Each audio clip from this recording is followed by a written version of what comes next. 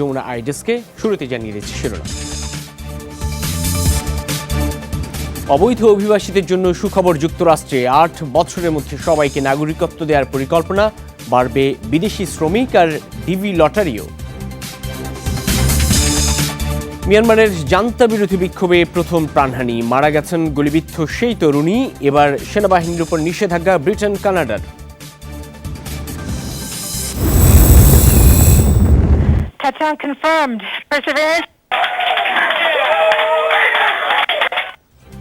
মঙ্গলে প্রাণের সন্ধানের নতুন সূচনা, সফল অবতরণের পর লাল গ্রহের ছবি পাঠিয়েছে নাসার রোভার পারসিভারেন্স।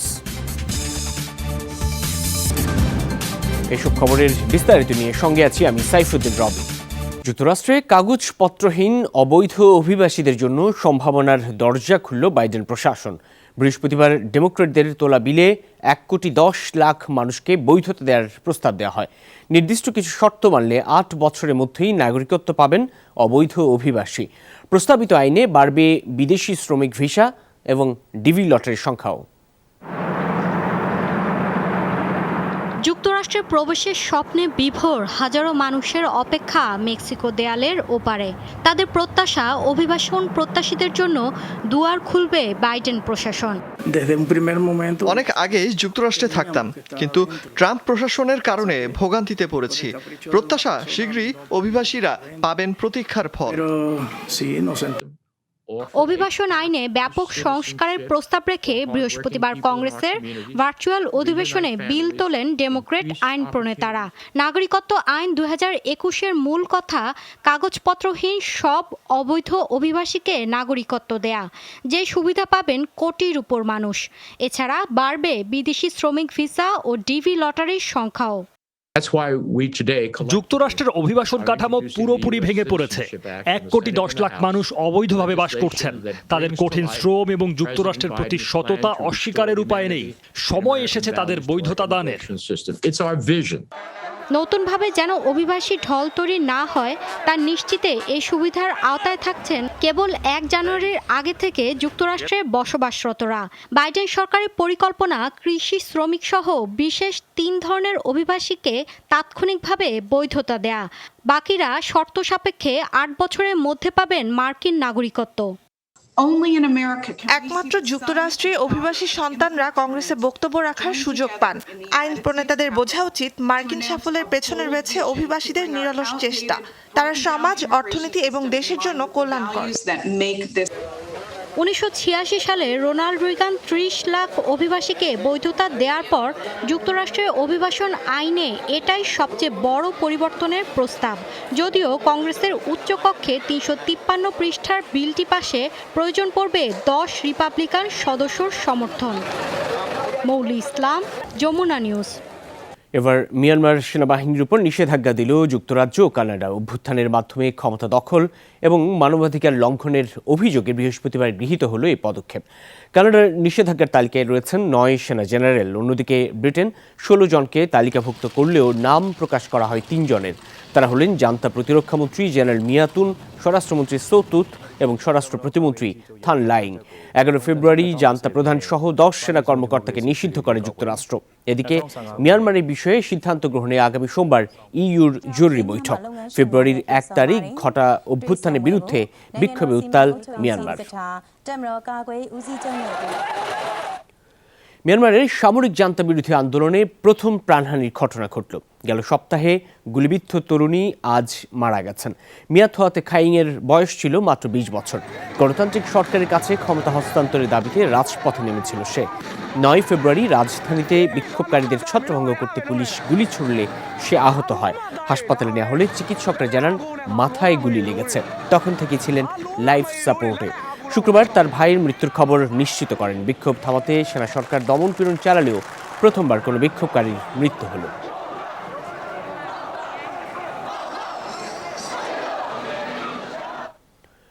লাদাখ সীমান্তের গালওয়ান উপত্যকায় ভারতীয় বাহিনীর সাথে সংঘাতের 8 মাস পর প্রাণহানির কথা স্বীকার করল চীন। শুক্রবার বেইজিং জানায় ওই সংঘর্ষে নিহত হন 4 সেনা। রাষ্ট্রীয় গণমাধ্যমে বলা হয়, বিদেশি সেনাদের অনুপ্রবেশ ঠেকাতে এ প্রাণহানি। তাদের মরণোত্তর সম্মাননা দিয়েছে চীন। এছাড়া গুরুতর আহত এক কমান্ডারকে বীরত্বসূচক পদক দেওয়া হয়।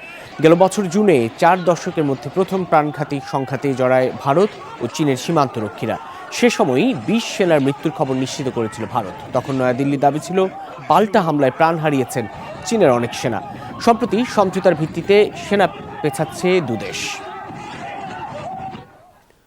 মঙ্গল গ্রহে প্রাণের সন্ধানের সূচনা হলো নতুন অধ্যায়ের। লাল গ্রহের মাটি ছুঁয়ে এরই মধ্যে ছবি পাঠিয়েছে মার্কিন মহাকাশ গবেষণা সংস্থা নাসার রোভার পার্সিভারেন্স। বাংলাদেশ সময়ে শুক্রবার সকালে মঙ্গলের জেজিরোতে অবতরণ করে রোবটরূপী ছোট্ট নভোযানটি। অত্যাধুনিক প্রযুক্তি সম্পন্ন পার্সিভারেন্স এখন খতিয়ে দেখবে জীবন ধারণ সম্ভব কিনা মঙ্গলে। কক্ষপথ থেকে মঙ্গল পৃষ্ঠ ছোঁয়ার দম বন্ধ করা 7টি মিনিট। পার্সিভারেন্স রোভারের অক্ষত অবতরণ নিশ্চিতের সাথে সাথেই আনন্দে ফেটে পড়েন ক্যালিফোর্নিয়ায় নাসার কন্ট্রোল রুমে অবস্থানরত প্রকৌশলীরা। দীর্ঘ 7 মাসের যাত্রা শেষে সফল অবতরণের পর কাজ শুরু করতে দেরি করেনি পার্সিভারেন্স। কয়েক মিনিটের মধ্যে মঙ্গল পৃষ্ঠের প্রথম ছবি পাঠায় 6 চাকার রোবটটি, যাতে লাল গ্রহের বুকে রোবটের ছায়াও স্পষ্ট। গবেষকদের আশা, ধীরে ধীরে অজানা অনেক কিছু স্পষ্ট হবে এর মাধ্যমে। মঙ্গলে এ পর্যন্ত যে কটি সফল অবতরণ হয়েছে সবগুলোর মধ্যে বিজ্ঞান প্রযুক্তির দিক থেকে এই মিশন অনন্য। মঙ্গলকে বুঝতে, সেখানে প্রাণের স্পন্দন ছিল কিনা, গ্রহটির বিবর্তন ভবিষ্যতে মানুষের আবাসস্থল হিসেবে কতটা সম্ভাবনাময়, এসব জানার শেষ ধাপে পৌঁছেছি আমরা। বৃহস্পতিবার রাতে জেজিরো এলাকায় মঙ্গল পৃষ্ঠ ছুঁতে সক্ষম হয় রোভারটি। বিজ্ঞানীদের ধারণা, কয়েকশো বছর আগে এখানেই ছিল বিশাল আকৃতির একটি হ্রদ, আর পানি মানেই প্রাণের চিহ্ন। মঙ্গলে কোনো কালে প্রাণের অস্তিত্ব ছিল কিনা তা জানতে নমুনা ও তথ্য সংগ্রহ করবে পার্সিভারেন্স। রোভারটিতে রয়েছে আধুনিক 25টি ক্যামেরা, যা রিয়েল টাইম তথ্য পাঠাবে পৃথিবীতে। মঙ্গলে এ যাবৎকালে অবতরণকারী সবচেয়ে বড় মহাকাশযান এটি। শুধু এ কারণে কিংবা প্রাণের সন্ধানে কাজ করবে বলে নয়, এটি ইতিহাসের অংশ। কারণ এই রোভারই প্রথমবার পুরো গ্রহে চক্রাকারে ঘুরবে।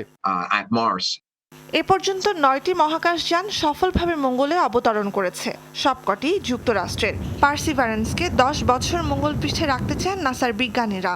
তাদের আশা, 2031 সালে মঙ্গল গ্রহের নমুনা নিয়ে পৃথিবীতে ফিরবে রোবটটি। নুজহাত কামাল, যমুনা নিউজ।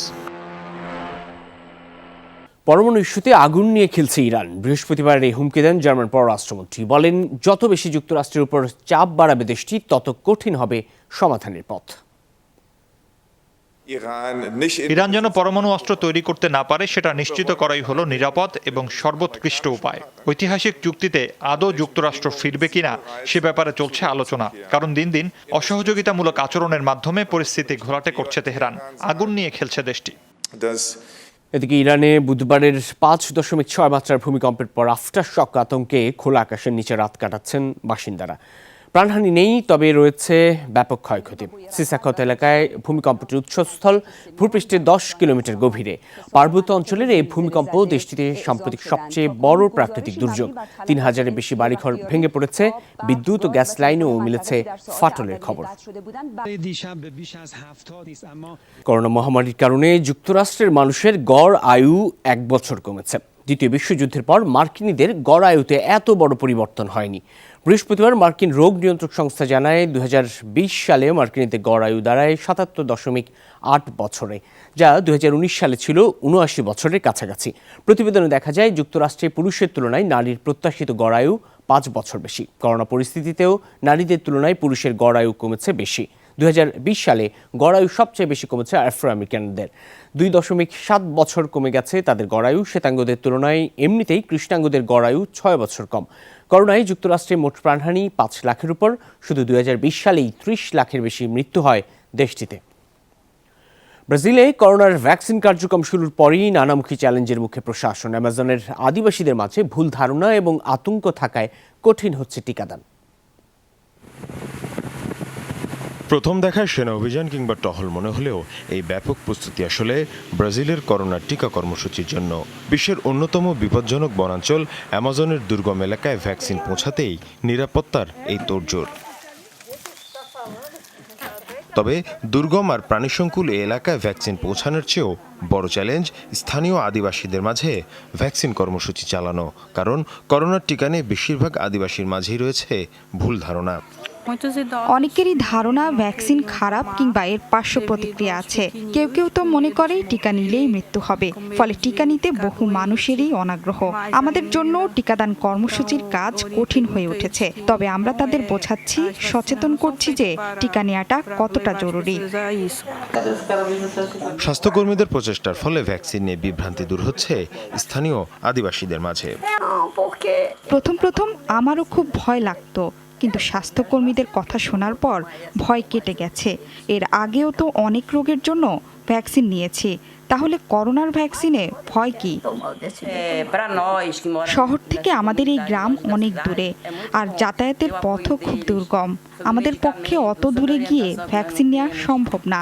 তাই যারা এত কষ্ট করে এসে ভ্যাকসিন দিয়ে যাচ্ছেন তাদেরকে ধন্যবাদ জানাই। ব্রাজিলে বর্তমানে তালিকাভুক্ত প্রায় ৮ লাখ আদিবাসী, যাদের বেশিরভাগেরই বসবাস অ্যামাজনের দুর্গম গহীন অঞ্চলে। মুশফিকা হাসান, যমুনা নিউজ। প্রয়োজনের তুলনায় ১০০ কোটি ডোজের বেশি কোভিড টিকা মজুত করেছে ধনী দেশগুলো। বিপরীতে প্রয়োজনের তুলনায় কিছুই পাচ্ছে না গরিব দেশগুলো। শুক্রবার এক প্রতিবেদন প্রকাশ করে ওয়ান ক্যাম্পেইন, যাতে বলা হয় যুক্তরাষ্ট্র, কানাডা, ব্রিটেন, ইইউ, অস্ট্রেলিয়া ও জাপানে টিকা মজুত হয়েছে ৩০০ কোটি ডোজের বেশি। শতভাগ জনগোষ্ঠীকে ২ ডোজ টিকা দিলেও এই মুহূর্তে ২০৬ কোটি ডোজের বেশি টিকার প্রয়োজন নেই দেশগুলোর। একদিন আগেই জাতিসংঘ জানায় করোনা ভ্যাকসিনের ৭৫%ই ১০ ধনী দেশের হাতে কক্ষিগত। বিপরীতে ১ ডোজও পায়নি ১৩০টি দেশ। কোভিড-১৯-এর তুলনায় বেশি ছোঁয়াচে নতুন বৈশিষ্ট্যে করোনা ভাইরাসের সংক্রমণ বাড়ছে ভারতে। পরিস্থিতি নিয়ন্ত্রণে নতুন ভ্রমণ নীতিমালা দিয়েছে নয়াদিল্লি। সম্প্রতি 4টি কেস শনাক্ত করেছে Indian council of medical research. এর আগেই ব্রিটেনের নতুন প্রজাতির করোনা ১৮৭ জনের শরীরে শনাক্ত হয়। স্বাস্থ্য মন্ত্রণালয় জানিয়েছে, ভ্রমণের আগে ৭২ ঘন্টার মধ্যে নেগেটিভ রিপোর্ট এলেই কেবল ভারতগামী বিমানে উঠতে পারবেন যাত্রীরা। এদিকে মুম্বাই উপসর্গহীন রোগী শনাক্ত, ভবন লকডাউন সহ কঠোর ব্যবস্থা নিচ্ছে কর্তৃপক্ষ। লুইজিয়ানার ফসে পয়েন্ট হ্রদে দেখা গেল বিরল দৃশ্যের। প্রচণ্ড ঠান্ডায় বরফে পরিণত হচ্ছে সেখানকার গাছগুলো। তীব্র তুষার ঝড়ের কারণে জাতীয় দুর্যোগ ঘোষণা করা হয়েছে রাজ্যে। সুপেয় পানি পাচ্ছেন না ৪৮,০০০-এর বেশি বাসিন্দা। ৯.৫ লাখের বেশি মানুষকে পানি ফুটিয়ে পানির নির্দেশ দিয়েছে প্রশাসন। টেক্সাস সহ বিভিন্ন রাজ্যের ৩৪ লাখ গ্রাহক বিদ্যুৎ বিচ্ছিন্ন। বন্ধ যান চলাচলও। আগামী সপ্তাহ নাগাদ চরম আবহাওয়া থাকবে।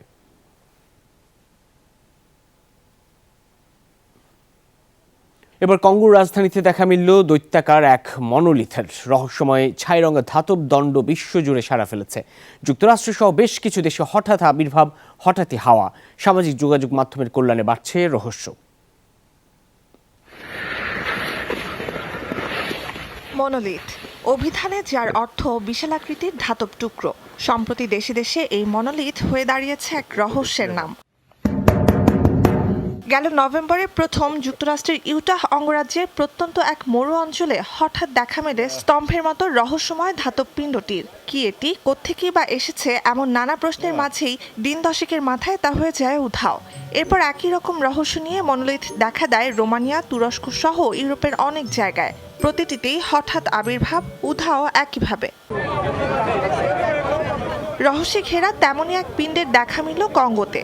তবে এবার আর কোনো দুর্গম পাহাড় বা মরুতে নয়, মনোলিথ হাজির রাজধানীর বুকে ব্যস্ত রাস্তার ধারে। মনোলিথটির উচ্চতা ১২ ফুট। আগন্তুককে ঘিরে কিনশাসা শহরবাসীর মধ্যে তৈরি হয়েছে বাড়তি আগ্রহ। এক সকালে উঠে দেখি লোকজন এখানে গর্ত খুঁড়ছে, আরেক সকালে দেখি এখানে এই ধাতব ত্রিভুজাকার বস্তুটি দাঁড়ানো। প্রথমে বুঝিনি এটা কি, অবাক হয়েছিলাম। পরে শুনলাম মেয়র বলছেন এটা রহস্যময় মনোলিথ। অনেকেরই নজর পড়েছে জিনিসটার দিকে। যেহেতু তারা জানেন এটা কি বা কিভাবে এসেছে এখানে, তাই এ নিয়ে বাড়তি আগ্রহ তো আছে। জিনিসটা যেন নষ্ট না হয় সেজন্য পুলিশি পাহারা বসানো হয়েছে। মনোলিথের আবির্ভাবকে বৈজ্ঞানিক কল্পকাহিনী প্রেমীরা মেলাচ্ছেন আর্থার সি ক্লার্কের উপন্যাস অবলম্বনে ১৯৬৮ সালে নির্মিত স্ট্যানলি কুব্রিকের 2001 আ স্পেস ওডিসির সাথে। অনেকে বলেই বসছেন এটি ভিন গ্রহের প্রযুক্তি। এটা যে কেউ ইচ্ছে করে রাস্তার ধারে পুঁতে রেখে যায়নি। হুট করেই দেখা গেছে জিনিসটাকে। যেদিন দেখা গেল তার আগের রাতেই আমি ওই জায়গা দিয়ে গেছিলাম। তখনও সেখানে ওই রকম কিছু ছিল না। পরদিন সকালে জানতে পারি ওই জায়গায় অদ্ভুত কিছু মিলেছে। অন্যান্য দেশের মতো অবশ্য লাপাত্তা হওয়ার সুযোগ পায়নি কঙ্গোর মনোলিথটি। তার আগে এটিকে ভেঙে পুড়িয়ে দিয়েছেন স্থানীয়রা। এর আগে অনেকেই স্মৃতি রাখতে ছুঁয়ে দেখেন এটিকে, তোলেন সেলফিও। নুজহাত কামাল, যমুনা নিউজ। সিসিটিভির ফুটেজ দেখে ইউরোপে পাকড়াও করা হলো হীরা চুরির সাথে জড়িত এক চক্রকে। গোলাপি বেগুনি রঙের হীরাটির দাম $2 কোটি বেশি। বার্সেলোনার এক গহনা প্রতিষ্ঠানে ছিল মূল্যবান পাথরটি, যা চুরির উদ্দেশ্যে ক্রেতা সেজে দোকানে ঢোকে 8 জনের দলটি। পরে ফ্রান্স ও স্পেন পুলিশের যৌথ অভিযানে বিভিন্ন এলাকা থেকে পাকড়াও হন অপরাধী চক্রের সদস্যরা। গেল বছরও $50 লাখ একটি হীরা চুরি করে দলটি। সরাসরি সম্প্রচারে থাকা অবস্থায় ডাকাতির কবলে পড়লেন এক টেলিভিশন রিপোর্টার। অবিশ্বাস্য এই ঘটনা ঘটেছে ইকুয়েডরে। পুরো ডাকাতির ঘটনা ধারণ হয় ক্যামেরায়। গায়াকিল শহরে লাইভ দিচ্ছিলেন ক্রীড়া সাংবাদিক ডিয়েগো অর্ডিনালো। সে সময় এক যুবক বন্দুকের মুখে তার ও ক্যামেরাম্যানের মোবাইল ফোন ছিনিয়ে নেয়। ক্যামেরা চালু রেখেই যুবকের পিছু ধাওয়া করে তারা। শেষতক অপরাধী ধরা না পড়লেও ভিডিওটি ভাইরাল। এই ছিল যমুনা আইডেস্কে। এতক্ষণ সাথে থাকার জন্য ধন্যবাদ সকলকে।